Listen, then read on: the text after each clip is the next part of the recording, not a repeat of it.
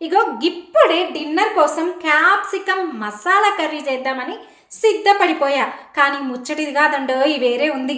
ఇంతకదేందంటే ఇక ఆడోళ్ళు మొగుడితో గడిపే సమయం కన్నా వంటగదిలో గడిపే సమయం ఎక్కువ. అవునా కాదా చెప్పండి? అలాంటప్పుడు ప్రతి ఒక్కరికి వంటగదిలో ఒక దానితోని అనుబంధం ఏర్పడుతుంది. నాకు గదా ఎల్లిపాయతో ఏర్పడ్డట్టు. నేను ఎల్లిపాయ లేకుండా ఒక్క కూర చెయ్యనంటే చెయ్య అంతే. మా ఆయన ఓ గంట ఇంట్లో లేకున్నా ఫరక్ పడదు, కానీ ఒక్క ఎల్లిగడ్డ ఇంట్లో లేదనుకోండి, నా కుడి చేతులు కొట్టుకుపోయినట్టే అవుతుంది నాకు. మా అమ్మ కూరలో పోపేసేటప్పుడు ప్రతి దాంట్లో శాస్త్రానికి 2-3 మెంతులు కలుపుతుంది. మా అమ్మకు మెంతులతో అనుబంధం ఏర్పడ్డది.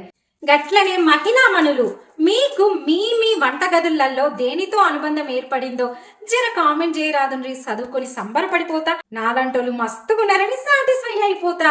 ఇక సబ్స్క్రైబ్ చేయలేదనుకో ఎల్లిపాయ ఇచ్చి కొట్టేస్తా.